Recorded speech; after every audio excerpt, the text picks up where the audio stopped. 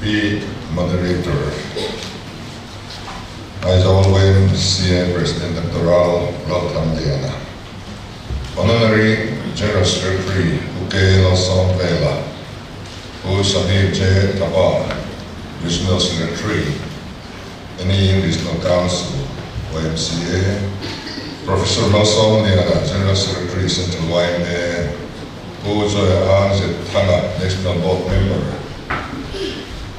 Dr. Zidar Tiamsa, Vice President, Aizawl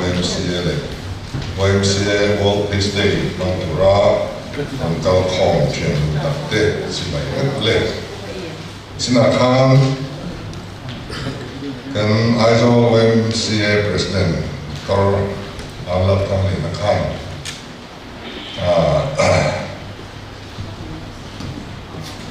Tiang hi, afuai tu ni na tehi ruling party. Kan pedem China tiga soisa ben kahya politik chuan ama feel ani ya ama feel ni lama chuanin politik hi ringa lo se ke kadwa to na kan try to the convey that experience lo nei to te ni pai me wa contribution tam ta kin lo nei to wa he kan NGO te le organization kan nei re te hi Sarkar ang khat abangin hong nei lo silang kadu khoba chuan in kalzel na turang po kan ruai tu te beking du sanga kan lan du chuwa tin kan momo te office mun kan momo chung sang te the membership drive chung sang tu nem lai tu te ngai kha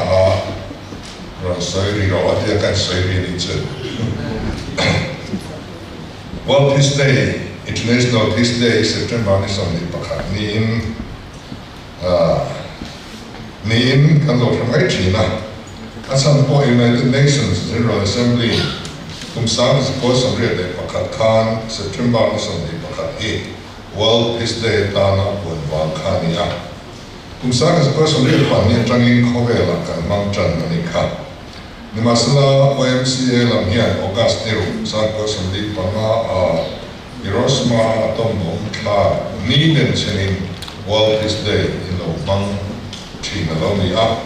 awon le ni tua ai merle imperial YMCA hi cover commercial lo Christian Forum Twitter kumsa kazire som ni le palia din ani a cover la Christian Forum der cover go organization dian ber tani na UNO .20 Mizoram apo hian YMA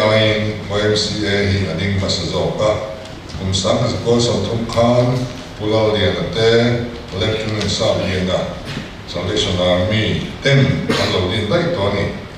nimasla hundeng masen an resui dia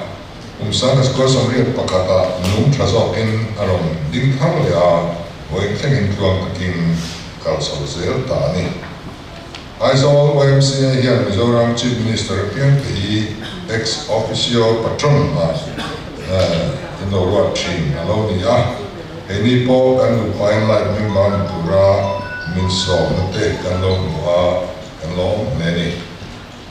YMCA here vision 2030 ya kalpui meka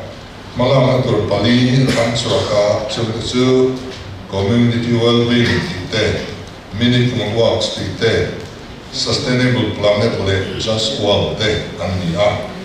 kovel front campaign le awareness te ya la professor le Mizoram kan YMCA point mala hi ikal pui karin Mizoten kan mamoktak ania bangin warta campaign le atrale ome kovel history hi Indonesia sinin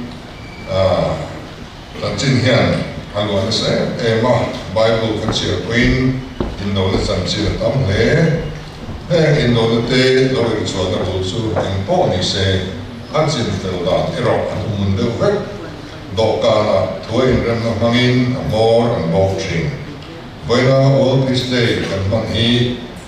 August niruk sa pasamlit pa nga Indo puy pani na kan tingay po amor ang bok na ju doka na tau ani February sa ko sa nile pasaria Paris kokuya in remnasiat ania Paris Treaty di fiat ani so der bok chuan in do pui pakhat na pok kha kumsang ko som pa khan friends ko pui Versailles zia kania treaty of Versailles tin kan soi chin zia tu de soi dan en replova in do pui pakhat na khan mi ma do som ni pa ni vel thi a minan som ni pathum velin liam pui an tuar na soi ni a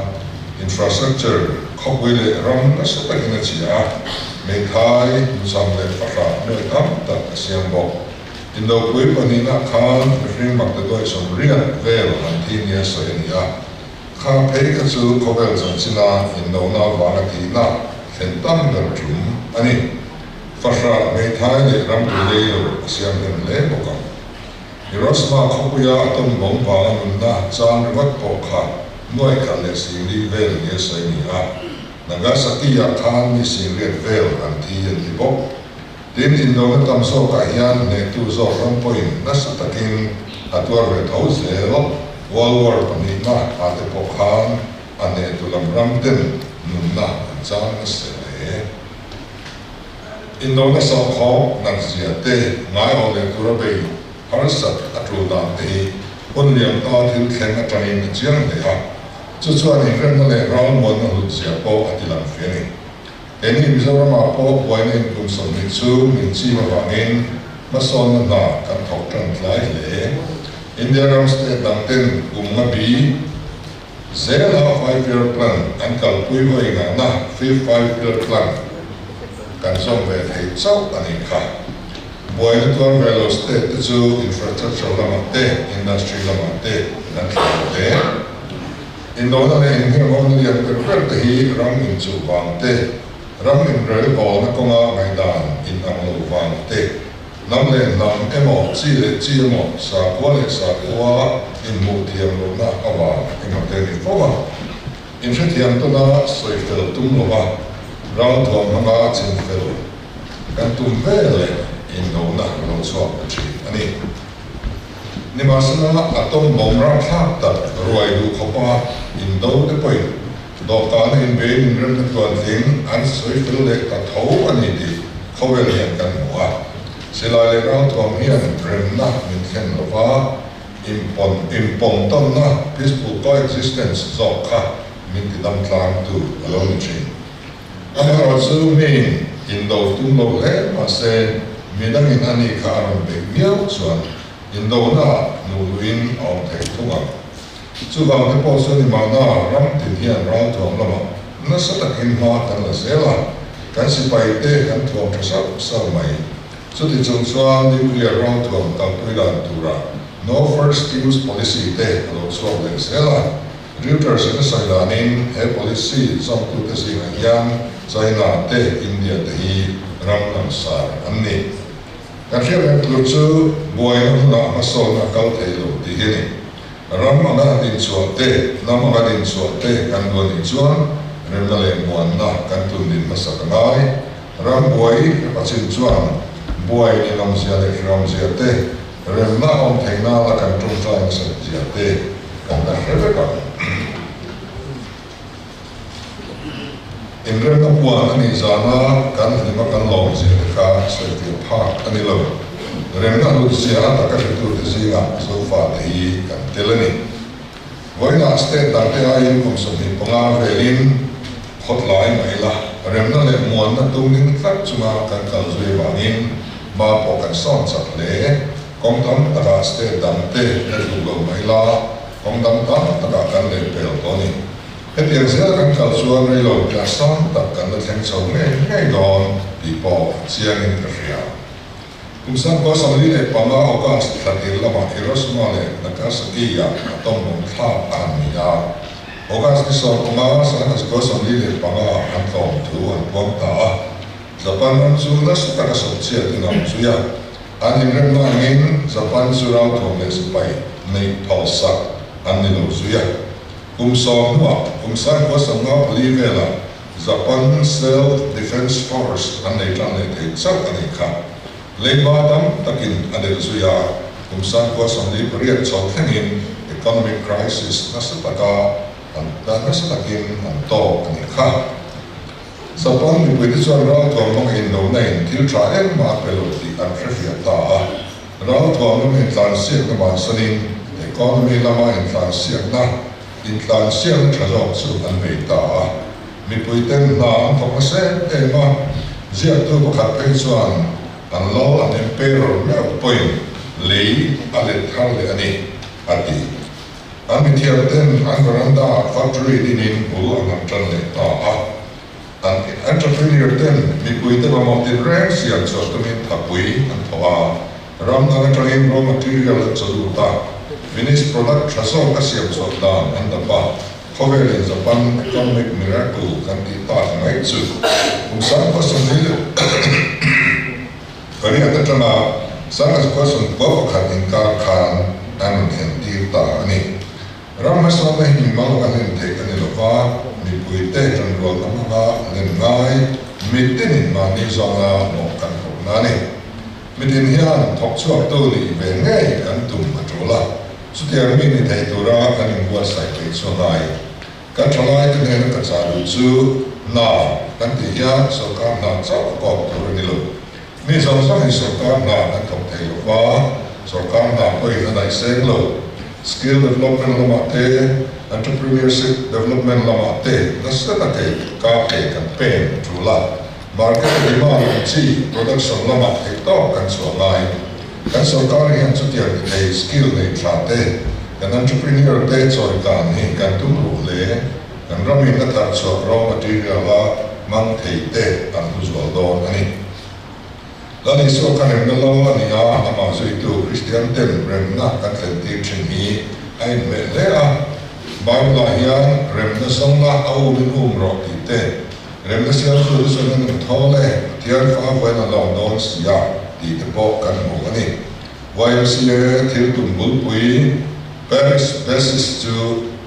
try to pop isu Krista chu patian le chandam tu ata puma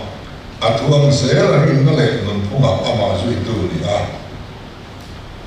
thalai ni singa pathian la ram din tur tho ho ania ka kai foi so kai po hian mizora pathian la ram khen tir ni kan thil tum le le poi mo per pakhat ani tun lai hian du wang mi alwin ka chen ram te zo fa ten har sa dan tok me ka yun le muan na om na huna mizoram chu om na hun mizoram chu ta na mun hin le ral muang ani em har sa na kan du re wang mi alwa zo fa te chu lo thleng me ki patian rem rual ani ka ringa athat na kan chan thei na adu dan se kan o na tuling ka fia kan singa halal ram kan tun dina dikta kan ram kan bo ma athu kan som thak chuan na sa ka kin zo fa te hi min la choi ka ran te hi ka ring thi ani ai delhi te kan han sin ve se ba kan chen om state pa na te hian hel an ko veka chuan sarkar pa ni Bangladesh le Myanmar ram buai mi han ka che boka chuan kan north state dam hello tena anti buai te hian security related expenditure andong ani kini aram buang bergen che khat po kan dong ve la ba abuai te hian dong ni so bang chuan Prime Minister ne na po ka tia in thoi hian lu kho ka nei lo em mai family planning tiwa ro india mana anwar fa na ka try to masate oi sai han sema population base india in claim em mai india min dam claim dir la remna poi mai india na sa ta kum tam ta chung remna somen ma kan la Oasis of peace in India, most peaceful state in the country in India. Che khat ba min pe chong si. Aboy te India, aboy lo te. Eng ma min not dir chong si la ba. Kan memorandum of settlement a nei po Mizoram chu special category state anga enko zui zel ni ti te in sia ka. Ma se atak mun tur om si la ba. So bang chuan peace doesn't pay. Peace is not rewarded. Katiani. So, wangin peace dividend kan deal che ni katia mani pa. Home Minister pokatia, Finance Minister pokatia. Fish dividend himin peru. Tichuan ma chaka kan state dang larang mong lo ho yan. Rem na le muan na nei ani ho thaka ni dia cheno na. Yan positive signal. Rampung puya. Message at hamong ni. Ama wasu dia miti le chuan aboy ni lo so kan dia na. Inrem na nei tin cha ho pa do na si. So wang chuan in chumin peturan yang kanin dia kanin norme ka min pe ngai poka base ya sa tu ro chu soi thei lo ba ei tun na ya Bangladesh ki khop yan an moi le ta ki da lam ma te kan Delhi lam chuan minon phona tuna kwan hindu ho an mga nge no Bangladesh tangin ral tan en masa do lu tur an oma din minority ho an moi me ko ani an la ong le a kan mo na te kan ram lo lu puspe an dia BSF ten ram doya titurin an um chuaka chu Home Minister Khan hey ron lu ro tam tu ka Supreme Court amin khima kilaya ani ho ki lo pong chuan evidence an mang da kan che pa da ne film koranai tu ma it long song kon ni lo atia chuan India le lung anon ram to ni chuan kan no ti thei lo ram doya bang le thok sikar thi turin kan le thei lo ki chu kan mo ko na ni kan som rin hian na ti thei lo katia Prime Minister ko min nora mase apu he chu kan ti thei lo ka ti tok ni chuan ani le an report ta un bang ta tin lo maintain lo ne ti ka chu kan ti tu lo chu dia na kan ho na te ron lu Central Poina min fiat Poina kan lo ne don son te viau lai ni sa la ma chuan thu khap le to ei Hindu le minority ho ar sarkar an hoya tam takan lu do na border son so he kan ala effect do tu mandor tu rani lo ana tile pur to ma ya so tiang su kan ton me ani khoweli muan na amamo te Israel te Iran te Iraq te apolai Middle East Ukwan bitam tak chuan third World War interrogation mark andani question mark andani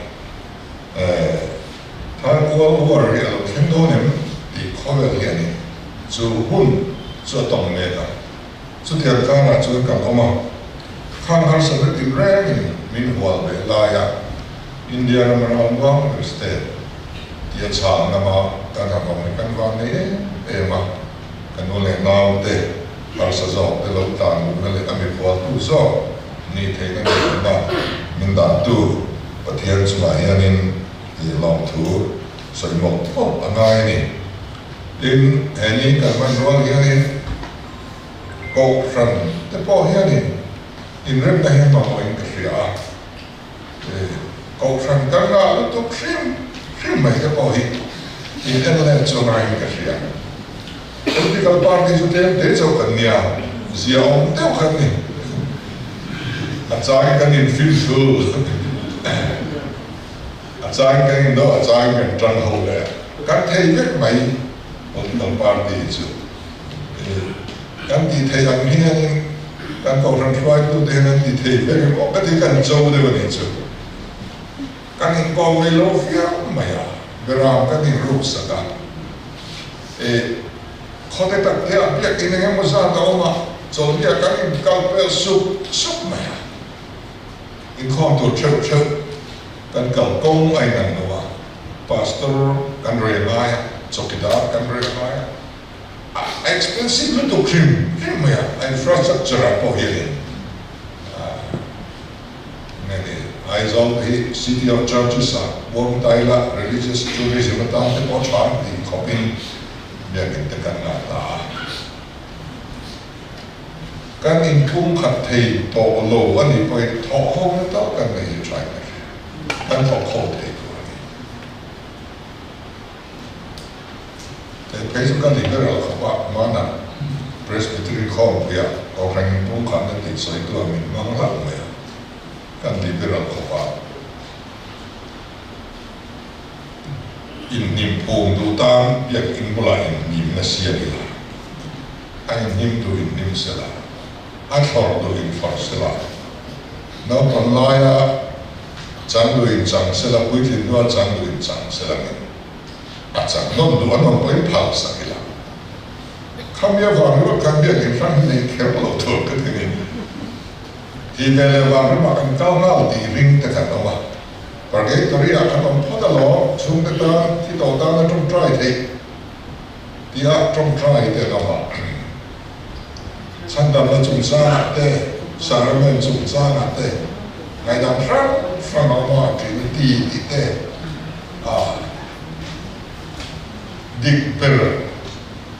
địch bere in ngay bia in địch lo dik bera in ngai to rim jing jing a kan ong lo re kan tel to patia la ba universe kan ship phap chi remote boy han lai to lang in patia ni lu kan ship phap lo dik bera in chal man to mi ma le no ko friend mo kan ong thot lo ti la thak ne kan in khet hi long kan ong ho tlang to re chu der chuan ko harina kan lam tlang kan zai tlang he sia politika motor pakada kan suama kan kong kan intran tu thei box ya enga tinga ko franga ya ba ma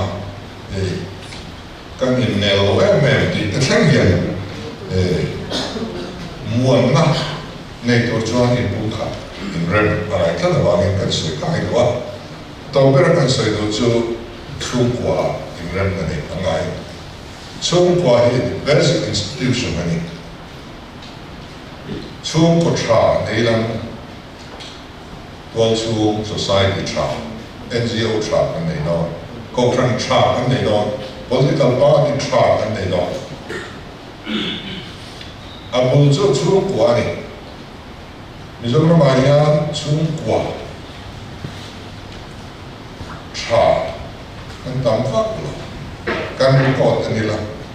no pa in chen tam na kan ya din dia ra to ma so kan no le pa de kan no put pasal to arranged marriage in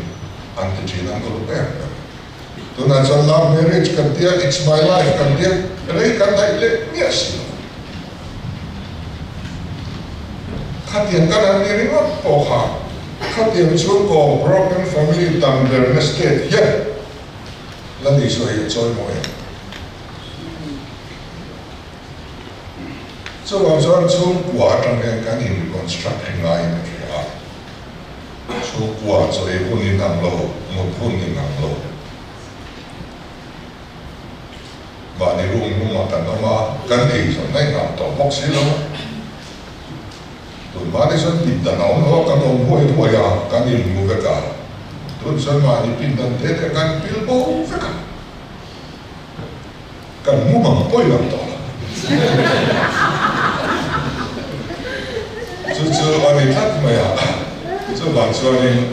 family life kan tu ni than le ka la te ma ba le na pa te an khoi thiam to an ani tlat to nia an ani tlat ani an ka le he selang mum hi mobile hin en har sa tang ni sia a om lo hin an thei to ka so thil tra kha ani sius thei ta lena ma khanin a negative side kha aom ta thina a poi khop maya so ba chuan chu ko hi mila mangai la mila atian ma mai cha chu ko mai cha bo mila chu kwa tang nian ram di tu mila chu kwa tang nian ko bel sio ta tu mila so chu poi mo khop mai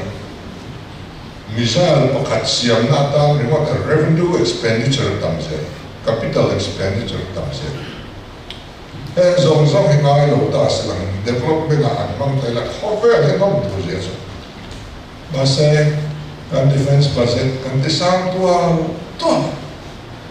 cho mi pui cha na ai he ni tu la kai ni state te dak te a o ye ni kan police te mo kan excise te hetiang la ta na kan sum se ni ngai ta lo se education te agriculture te mang te ta ni kan siang mo ta khang kha chu wa in rim na kan nei lo wa la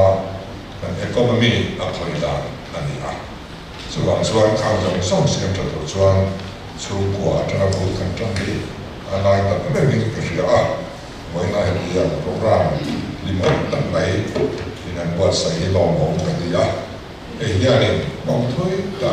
ani a ti ka ria chu thia ni e kan program e ma la so ne ya ti ka be sia in the vibes na lo tu sai ni